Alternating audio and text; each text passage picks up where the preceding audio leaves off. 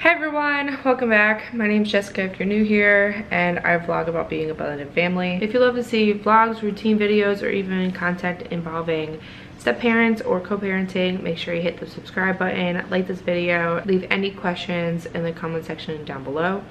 I answer every single comment. In today's video, we are going to do another day in the life during quarantine, mom edition, you know, struggle bus. I also want to talk to you guys about being in a blended family or a mixed family. It is a big part of my life, and I know a lot of people nowadays are in mixed families or blended families. It's not as traditional as it used to be, so we're going to talk about that. And Ollie and I are probably going to take a walk because it's really nice out, and I'm going to get outside, and I have a Target pickup to get. So that's what we have planned today. Hopefully we can get into the backyard and play in the pool. So yeah, stick around to the end because I'm sure it's going to be filled with lots of tantrums and mommy struggle. Can I have it? Thank you. Get the bubbles. Go get the bubbles.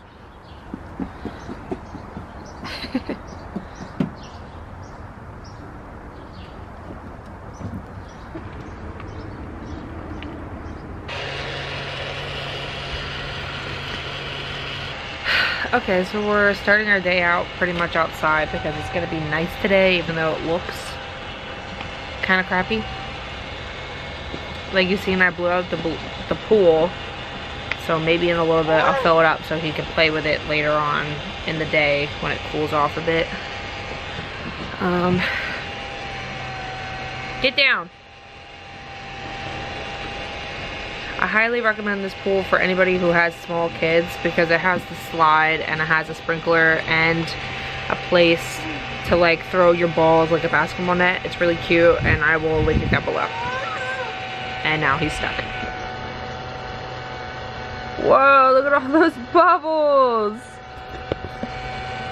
Come on, get up. You can't sit on the pool. Get up.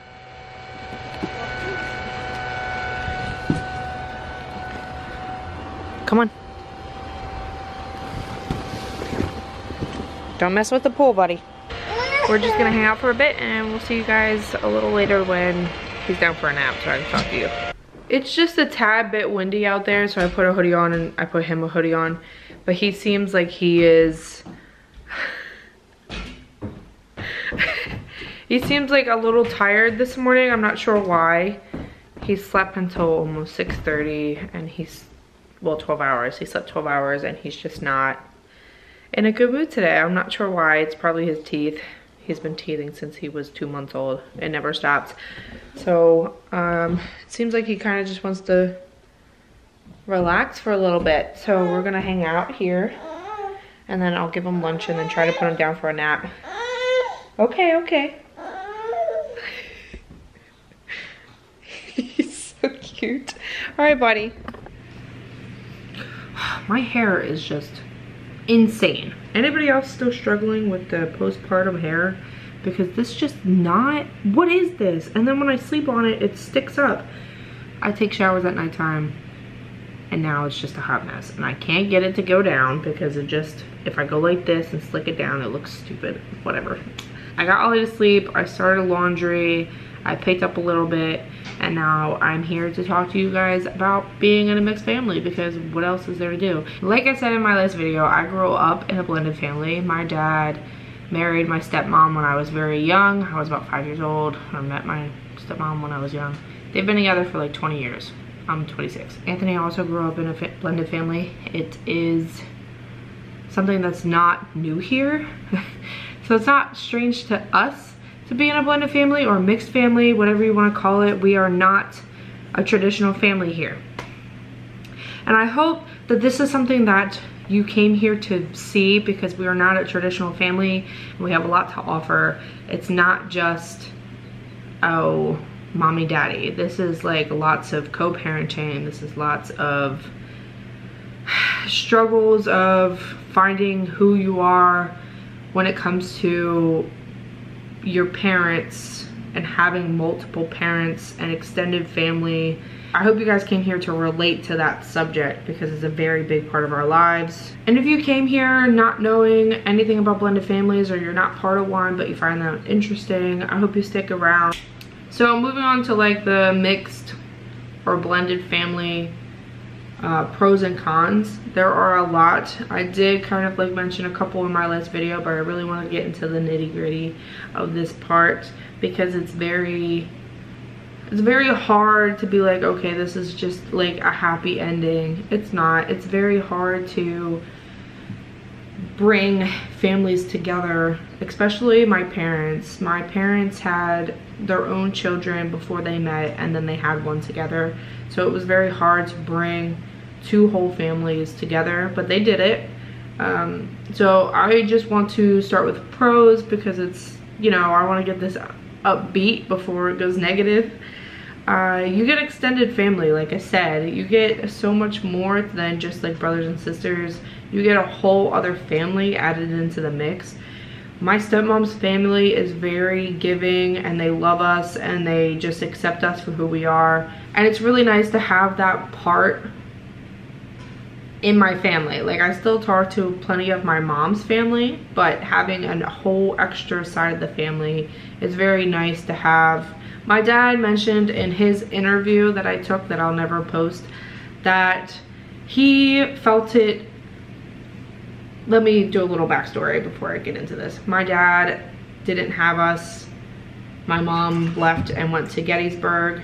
So my stepmom's kids filled the void for him. That's a positive in his perspective. I wouldn't say it's a positive in my perspective because I'm his child. He needed someone to give him what he was missing, and he was able to find that in my stepmom's children, which is great for him. So he loves them, and he takes care of them, and he financially supported them, and it was something that he really enjoyed doing, being a father. So he was able to do that until, you know, he got us later in life. From a child's perspective, I didn't have a mother that loved me, and I will leave my background stories down below because I've already covered this stuff on my channel. And I'm sorry for the crappy quality of those videos, but I did already cover this. But from a child's perspective, coming from a family of abuse and someone who didn't love me and manipulated me and all that, I found someone who loved me for who I was and took care of me and loved my children for who they were, because my real mom does not accept my children or call them grandchildren or even sees them. She's met Lillie twice in her entire life, and she's 10. So, I mean, I have big respect for my stepmom, and she considers all of my sister's kids hers, even though they aren't biologically hers. She gives her entire world to these kids now that we're grown, but she's done the same since I was little. She has gone above and beyond to take care of us and treat us like we're her kids. It's really nice to have a parent who stood up and took care of us when someone else, well, when your real mom or dad didn't. And then you also have a different perspective on family. Like, my perspective on family is, if you're not around, then you aren't family to me. I don't care what blood is to anybody else. Blood does not mean family. Family means somebody who is there to support you and love you no matter what, and they're there through the bad and the good. I can consider my friend Mike a family to me because he's been around for 7 years, but I wouldn't consider my real mom a family, or even my brother on my mom's side family as well, because he doesn't talk to me or see my children. So that's how I see family. And then some of the cons, which is kind of the depressing side of this, but everything has a pro and a con. So some of the cons for being in a mixed or blended family is favoritism, and it happens no matter what. My dad favorited me over any other children, and he had 6 of them, step and his own. Whereas Anthony, I can see favorites Ollie over Lillie, but it's his own child. And my stepmom favorited her son over all the rest of us, but again, he's the eldest. It was her child. You could see it. It wasn't a huge difference, but it was there. Another con when I first moved in with my dad was not being able to relate to anybody. Nobody knew what I was going through, and it was a very different setting, and it was very awkward for me to try and talk to them because I never lived with them full time. I lived with them every other weekend, and trying to like have a consistent lifestyle there, and trying to, well, leaving everything behind. My entire life, I was like 12 years old when I moved to my dad's house. Leaving my entire life behind and starting anew was very disorienting to me, to be honest. It was very hard. I had to leave 2 siblings behind at my mom's house, and it was a struggle.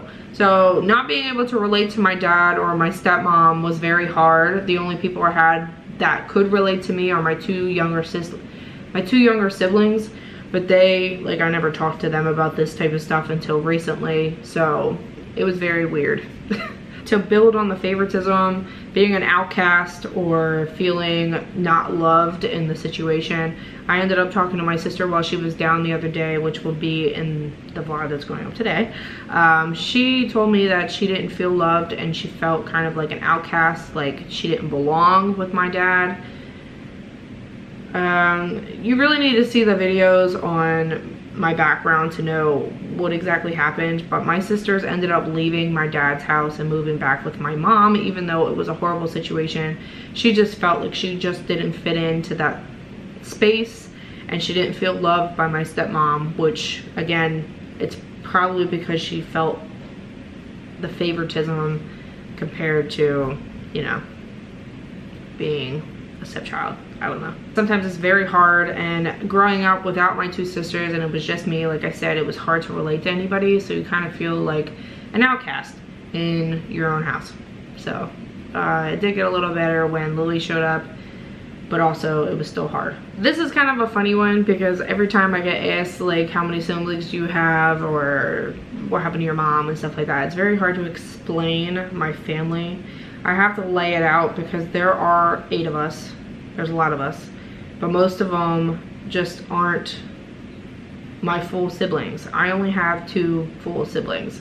The rest of them are step or half siblings, and it's very hard to explain who comes from who because nobody knows their names, or it's just hard to, you know, explain it. I also want to say that point this out, that even though there are some cons, there are a lot of positives. Like I said, I did feel like an outcast, but I also felt very loved and accepted by my stepmother.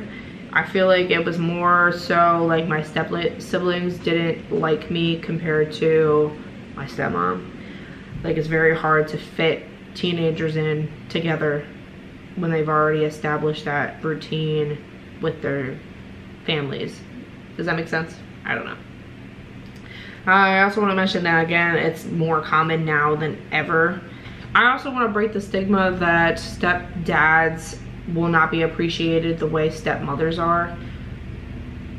I got a couple of comments on the stepdad video, which again I'll leave down below. I asked Anthony a couple of questions on how he felt about being a stepdad. I got a lot of comments from men stating that they just aren't good enough compared to like their real dad and stuff like that. And I want to break that because I've talked to Lillie a lot about this. She met Anthony when she was 6.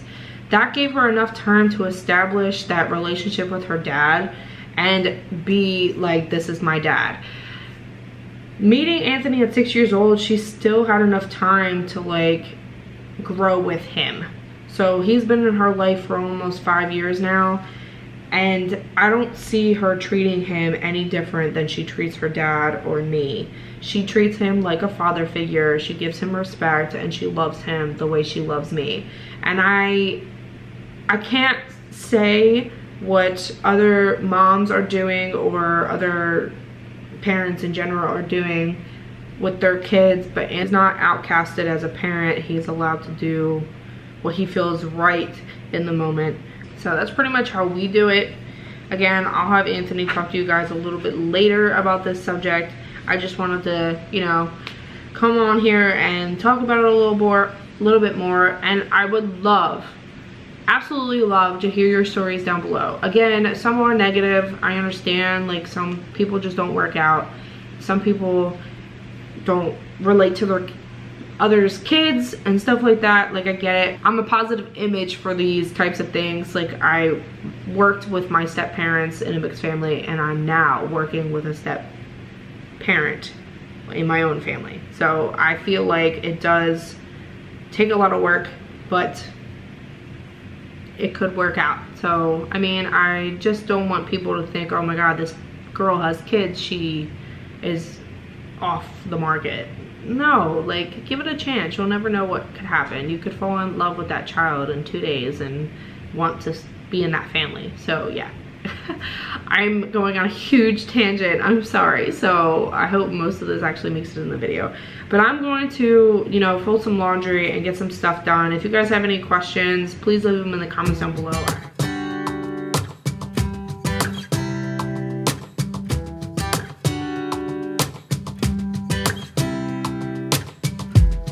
I saw you from across the room. When our eyes met, I never knew that I could feel this way, and it's kinda strange. Don't even know your name. So I'm heading to Target real quick to grab everything because Anthony's home already with the baby, just to get this over with, and then we're gonna go for a walk. So I'll see you guys when I get home. Okay, I'm home. There was a huge line at Target because they started taking returns back, but I got the stuff picked up. I got this. It's a wagon. It folds up, easy peasy. I got him this. Spinning Seas water table. I got Motrin because Tylenol isn't doing it anymore. I got these because he's going in the pool. I got this off candle because bugs. Then I got him another pair of shoes because, you know, he needs more than one pair of shoes. I bought him flip-flops, but they don't fit. They're actually a little too snug around the strap part. So I ordered new ones, but they didn't have any in stock, so they're gonna be shipped to me. Look at this. Every time I bring stuff home. So we're gonna open up his wagon real quick and we're gonna go take a walk because we need to get outside. It's so nice out. He's playing with the candle. Buddy. Buddy, what are you doing? What? What are you doing? Do you want to wear your new shoes? Yeah? Okay. Alright, let me get him ready to go and we're gonna head out. How was it in there?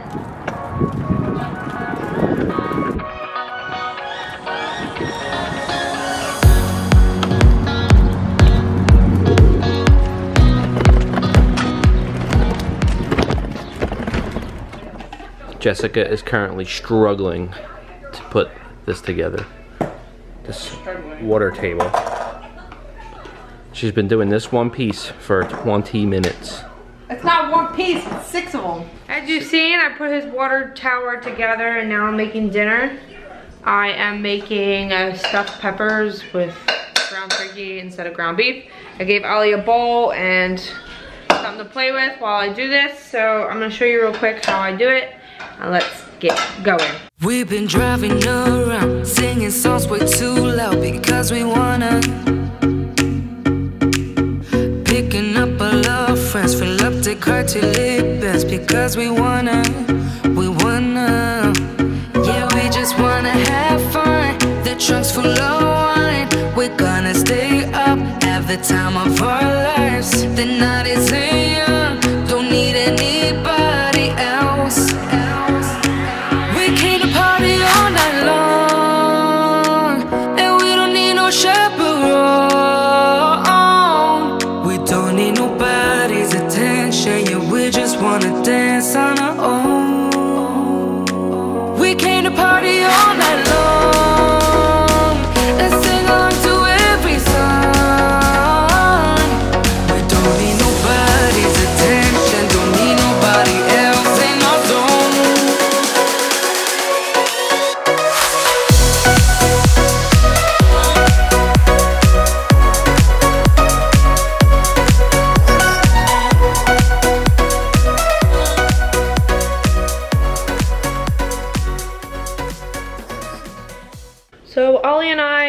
eating. Anthony's gonna eat real quick and we are going to hang out.